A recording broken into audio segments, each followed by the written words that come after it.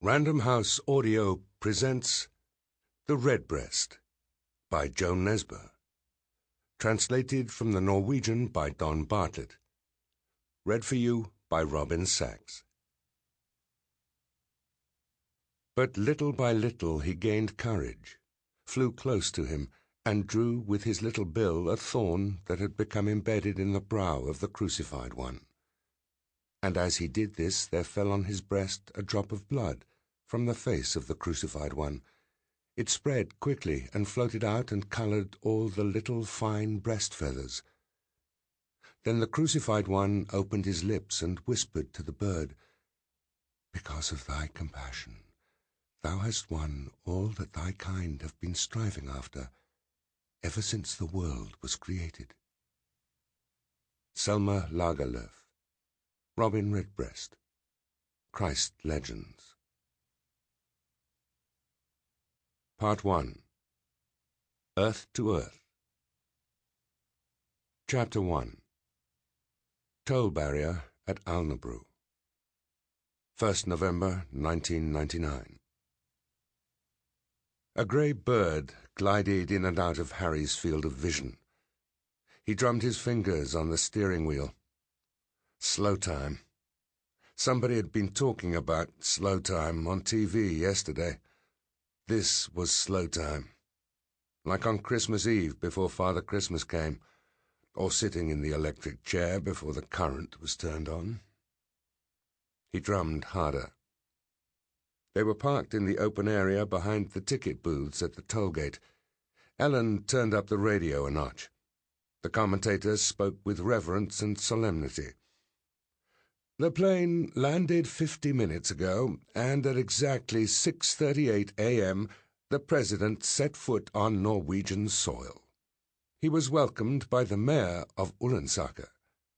It is a wonderful autumn day here in Oslo, a splendid Norwegian backdrop to this summit meeting.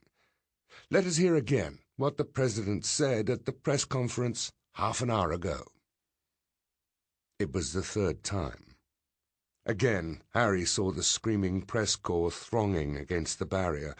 The men in grey suits on the other side, who made only a half-hearted attempt not to look like Secret Service agents, hunched their shoulders and then relaxed them as they scanned the crowd, checked for the 12th time that their earpieces were correctly positioned, scanned the crowd, dwelled for a few seconds on a photographer whose telephoto lens was a little too long, continued scanning, checked for the 13th time that their earpieces were in position. Someone welcomed the President in English. Everything went quiet. Then a scratching noise in a microphone. "First, let me say I'm delighted to be here," the President said for the 4th time in husky, broad American English. "I read that a well-known American psychologist thinks the President has an MPD, Ellen said. MPD? Multiple personality disorder, Dr. Jekyll and Mr. Hyde. The psychologist thought his normal personality was not aware that the other one, the sex beast, was having relations with all these women, and that was why a court of impeachment couldn't accuse him of having lied under oath about it." "Jesus," Harry said, looking up at the helicopter hovering high above them. On the radio, someone speaking with a Norwegian accent asked, "Mr. President, this is the 4th visit to Norway by a sitting U.S. president. How does it feel?" Pause. "It's really nice to be back here, and I see it as even more important that the leaders of the State of Israel and of the Palestinian people can meet here. The key to—" "Can you remember anything from your previous visit to Norway, Mr. President?" "Yes, of course. In today's talks, I hope that we can—" "What significance have Oslo and Norway had for world peace, Mr. President?" "Norway has played an important role." A voice without a Norwegian accent. "What concrete results does the President consider to be realistic?" The recording was cut, and someone from the studio took over. "We heard there the President saying that Norway has had a crucial role in the Middle Eastern peace process. Right now the President is on his way to—" Harry groaned and switched off the radio. "What is it with this country, Ellen?" She shrugged her shoulders. "Past post 27, the walkie-talkie on the dashboard crackled. He looked at her. "Everyone ready at their posts?" he asked. She nodded. "Here we go," he said. She rolled her eyes.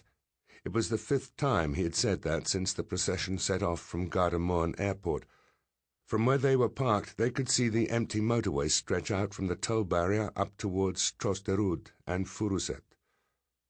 The blue light on the roof rotated sluggishly. Harry rolled down the car window to stick out his hand and remove a weathered yellow leaf caught under the windscreen wiper. "A robin redbreast," Ellen said, pointing. "Rare to see one so late in autumn." "Where?" "There, on the roof of the toll booth." Harry lowered his head and peered through the windscreen. "Oh, yes. So that's a robin redbreast?" "Yep, but you probably can't tell the difference between that and a redwing, I imagine." "Right." Harry shaded his eyes. Was he becoming short-sighted? "It's a rare bird, the redbreast," Ellen said, screwing the top back on the thermos. "Is that a fact?" Harry said. 90% of them migrate south. A few take the risk, as it were, and stay here." "As it were?" Another crackle on the radio. "Post 62 to HQ. There's an unmarked car parked by the road 200 meters before the turn-off for Lørenskog." A deep voice with a Bergen accent answered from HQ. "One moment, 62. We'll look into it." Silence. "Did you check the toilets?" Harry asked, nodding towards the Esso station. "Yes, the petrol station has been cleared of all customers and employees. Everyone except the boss. We've locked him in his office." "Toll booths as well?" "Done. Relax, Harry. All the checks have been done. Yes, the ones that stayed do so in the hope that it will be a mild winter, right? That may be okay, but if they're wrong, they die. So why not head south, just in case, you might be wondering. Are they just lazy, the birds that stay?" Harry looked in the mirror and saw the guards on either side of the railway bridge, dressed in black with helmets and MP5 machine guns hanging around their necks. Even from where he was, he could see the tension in their body language.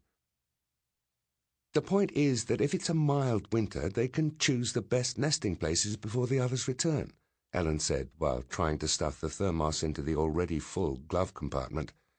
"It's a calculated risk, you see. You're either laughing all over your face or you're in deep, deep shit. Whether to take the risk or not. If you take the gamble, you may fall off the twig frozen stiff one night and not thaw out till spring. Bottle it, and you might not have anywhere to nest when you return. These are, as it were, the eternal dilemmas you're confronted with." "You've got body armor on, haven't you?" Harry twisted round to check. "Have you, or haven't you?" She tapped her chest with her knuckles by way of reply. "Lightweight?" She nodded. "For fuck's sake, Ellen, I gave the order for ballistic vests to be worn, not those Mickey Mouse vests." "Do you know what the Secret Service guys use?" "Let me guess. Lightweight vests?" "That's right." "Do you know what I don't give a shit about?" "Let me guess. The Secret Service?" "That's right." She laughed. Harry managed to smile, too. There was a crackle from the radio. "HQ to post 62. The Secret Service say it's their car parked on the turn-off to Lørenskog." "Post 62. Message received." "You see," Harry said, banging the steering wheel in irritation. "No communication. The Secret Service people do their own thing. What's that car doing up there without our knowledge, eh?" "Checking that we're doing our job," Ellen said. "According to the instructions they gave us." "You'll be allowed to make some decisions, so stop grumbling," she said, "and stop that drumming on the wheel." Harry's hands obediently leapt into his lap. She smiled. He let out one long stream of air. Yeah. His fingers found the butt of his service revolver, a .38 caliber Smith & Wesson. 6 shots. Sample complete. Ready to continue?